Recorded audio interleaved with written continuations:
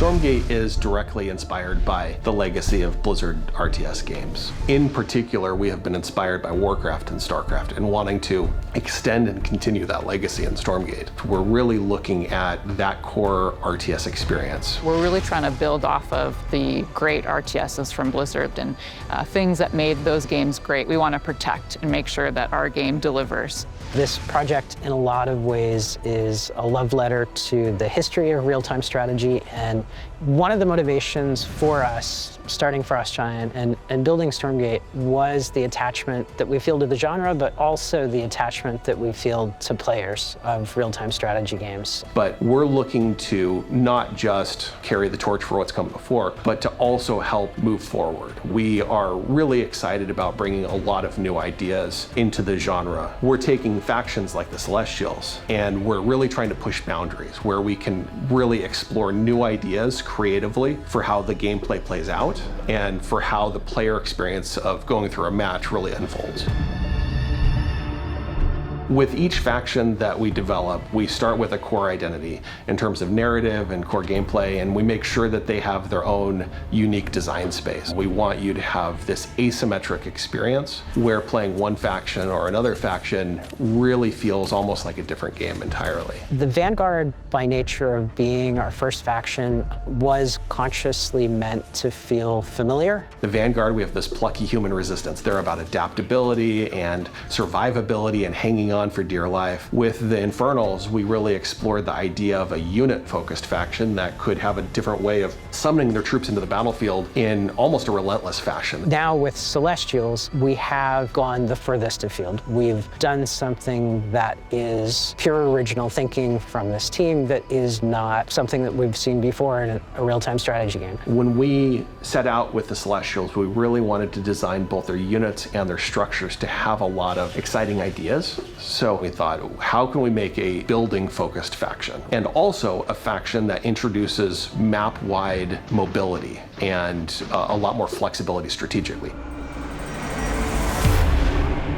This dying race is reliant on technology. Their whole civilization is reliant on these massive ships which are carrying them through space. And so they are anchored by this idea that they're descending into the atmosphere from this fleet above, right? The Celestial Armada, they're not tied to a home world someplace. They move and they're constantly in different locations. And so as we developed the Celestials, we really latched onto a set of exciting mechanical ideas for them where your actual HQ building can move from the very first sections of a match and can project its power anywhere on the map that you want to. And so as you move across the map, you will then be able to warp in structures into different locations. You can call down as many structures as you want without the need for an actual builder unit to walk over and start constructing things in place.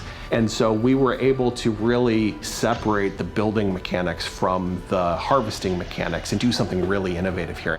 You can take this arc ship and you might use it to break out of the normal expansion process. Maybe you actually are going to go expand to one of your opponents in normal expansion locations. It really brings the whole map into play early on, and it gets players moving and building and expanding in a free-form way. They can do so in a different order than maybe a normal build order for a normal RTS race might go. You don't have to go to your natural next. We looked at it and said, what can we do on the design side to really build something new, to break the mold, to have flying structures or to have power grids that can change where you're building things on a moment-to-moment basis. We have units that are able to fly and to land and different ways to mine resources and things like that. So players are having to learn how to change the way that they think about playing RTS a little bit when they use them. We're really excited about pursuing asymmetry to a greater degree than other RTS games have in the past. The Celestials don't have incremental supply the way that other factions do. You don't have to build a farm or a supply depot or a habitat in order to gain additional supply to build more troops. They actually start with all of the supply that they have in the fleet overhead, and they can just start building as many troops as they want. Where they are counterbalanced, though, is that they have a special power mechanic that they have to maintain in order to have their bases and all of these structures that they're placing on the map operate as powerful and as efficiently as they possibly can. And so as you are fighting on the map, yes, I can build almost anywhere, but I also have to pay attention to where is my cascade field, what are my power levels, and how do I maintain these dynamics. And so we've kind of shifted the focus onto the buildings themselves. Pound for pound, the Celestial units are not as cost effective as the units for the other factions, but they become stronger when they're augmented by their structures. In many ways, it becomes this strategic dance about where the conflict is playing out on a map. So there's going to be a lot of emergent gameplay that players will discover on their own that we are not planning for. And that's actually what we want from the Celestials. Is we want to give players a bunch of options, a bunch of flexibility, and a bunch of interesting toys to play with, and then see what comes out the other side. And if you're the type of player that really likes coming up with your own strategy, that really likes to maybe come up with this innovative way to outsmart opponents or to head fake them on the battlefield, the Celestial faction is designed for you.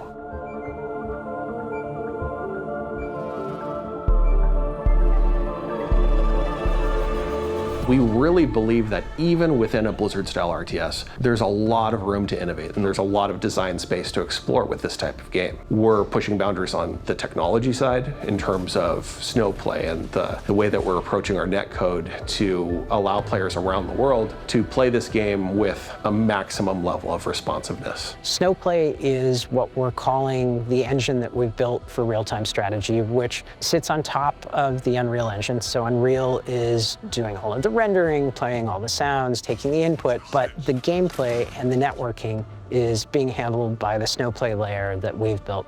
Our technology runs at a higher tick rate than any real-time strategy game that's ever come before. And on top of that, we also support a system called rollback, which essentially allows us to commit a player's action before it has been received by other players. In a nutshell, essentially what that means is, as a player, the time between clicking and seeing their actions take place is faster than any other RTS game that's really ever come out. And that enables players who are in higher latency conditions in different parts of the world, or even in rural parts of America that don't necessarily have the same high-speed connection. They are still able to have good games that don't compromise the play experience for themselves or for the remote player that they're playing against. And that, in turn, has enabled us to support global matchmaking, that we no longer have to force players to match within a region that is proximate to their location. We're multiples of times more crisp and faster to respond than a game like StarCraft 2, which already felt great. And I think that's the difference that we've been able to bring to the table with more technology, is to make that feel even more precise. As a player, it just feels really, really good to play. One of the biggest design challenges that we faced with Stormgate is creating a game that maintains the high-skill gameplay that has been the heart of RTS for so long, but still provides an on-ramp for new players coming in that doesn't scare them away. It's okay to be a high-skill game. It's actually a good and appealing thing. We never want to water down that aspect of RTS, but we talk a lot about lowering the skill floor, which means making it more approachable for new players coming in without taking away the high skill elements of the game that make RTS so exciting. Our BuddyBot feature lets the player not have to think about some of the macro aspects of the game. It automates it. It's not as effective as an experienced player can be, but it gives them an entry point that's going to feel more familiar. What if you had, instead of having to find that friend who was already an expert in the game, there was something built in that you turned on and it did the small things for you? It does reduce the amount of things you have to be keeping an eye on. And so it becomes a perfectly reasonable way to play now, is to focus less on your base and more on the action of your units out on the field. The BuddyBot is highly customizable, so you can get as much out of it or as little out of it as you want. What it's supposed to help with is all of the things that are like getting APM taxed that a player is supposed to do, such as maintain your worker saturation, building workers, expanding, making production structures, and then making army units out of those production structures.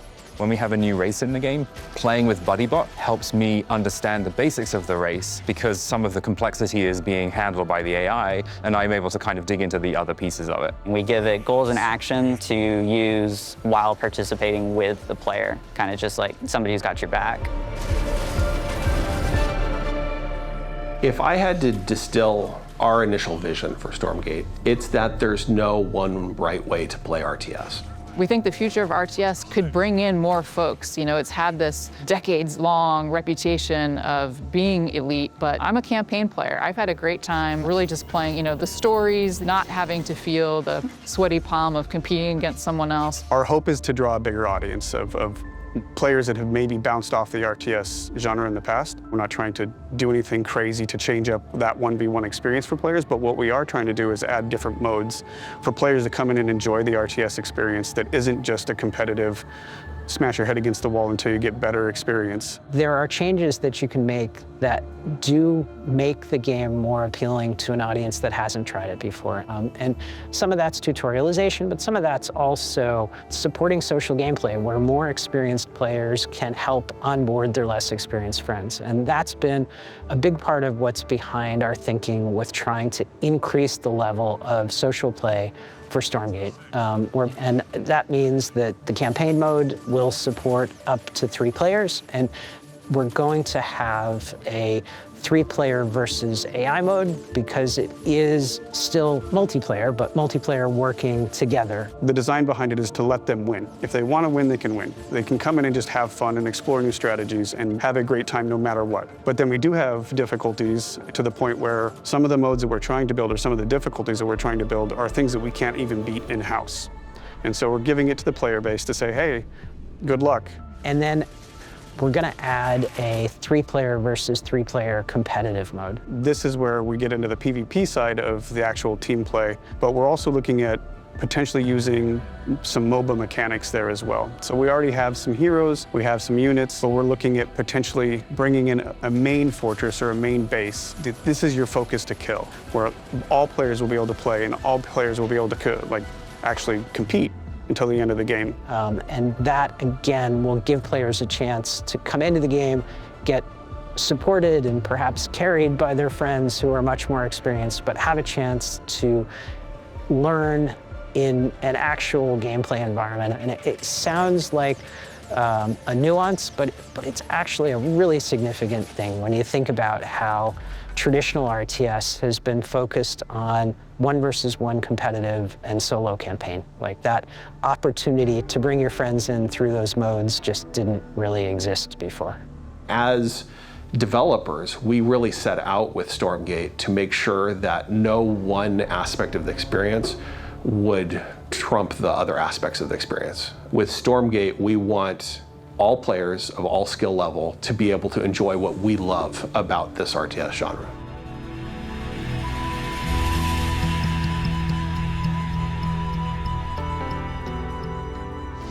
This is a team that is super, super passionate about real-time strategy. That's why we're all here.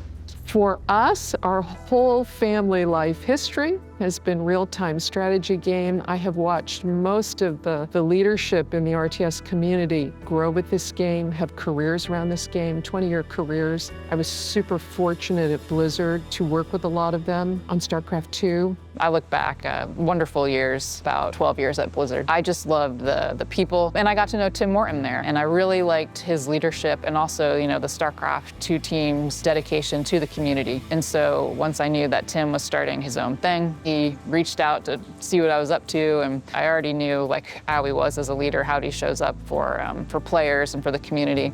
And I was like, I want to help him. StarCraft 2 had such a tremendous community around it. Esports is a big part of that, but even the community that loves lore, the community that loves campaign, cosplay community, the map making community, there's just a very robust group of people around real-time strategy that are passionate. And it is that passion that resonates with us as developers and with us as players. And so we wanted to build something to service those players in a way that hopefully they feel our passion. This is a game that is a passion project for everyone that's working here. Again, we have a lot of experienced developers that are working on the game, but it's the community that's helped drive the vision of it and helping us make it better.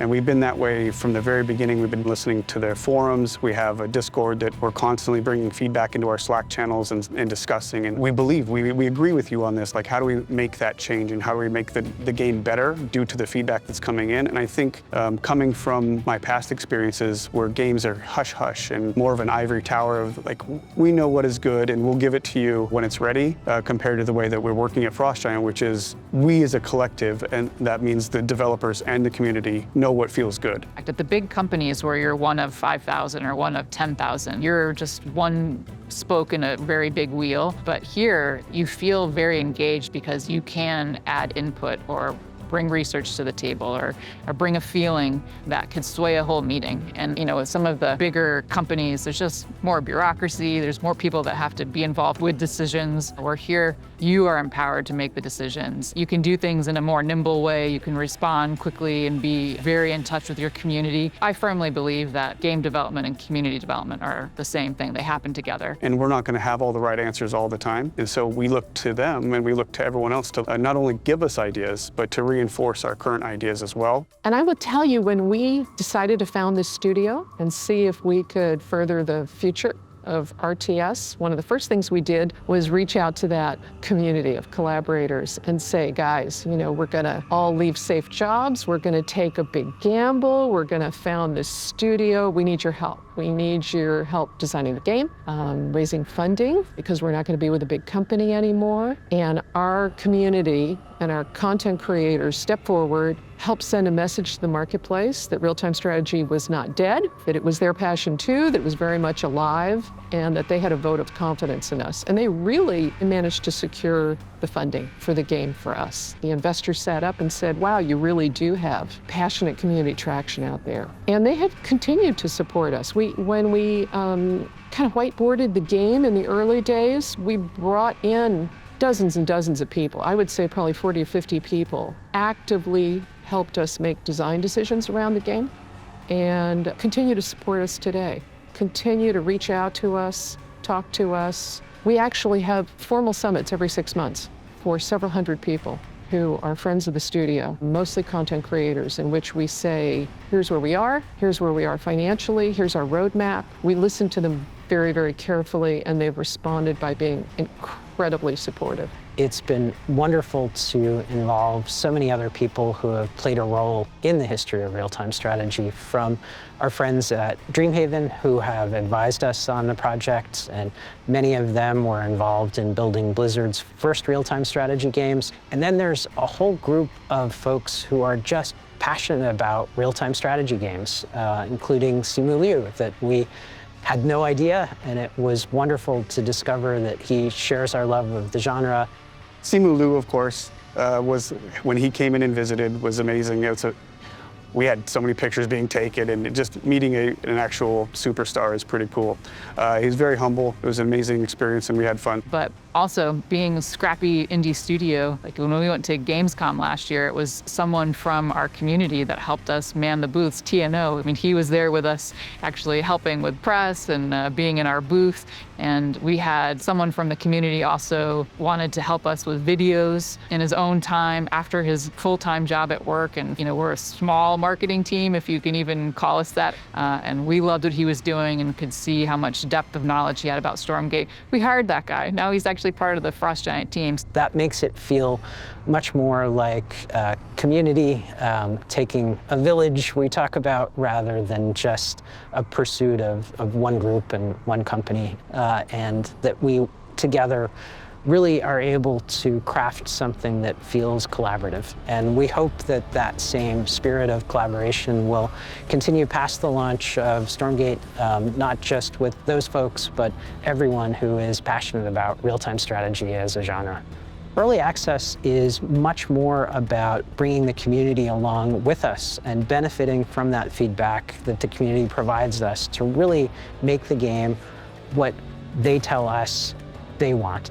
We're sharing it at a much earlier stage than any game that we've worked on in the past. But it is a better way to make games. I believe that Stormgate, as it evolves, will turn into something that is literally the best game that we've ever worked on as a result.